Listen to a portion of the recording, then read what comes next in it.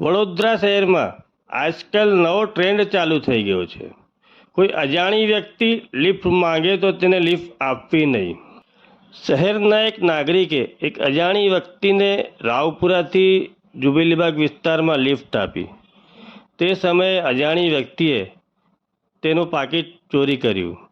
તે જાગૃત નાગરિકે થોડી રાહ જોઈ અને તેણે વિચાર્યું કે આવું કોઈ બીજા જોડે કરે છે કે નહીં.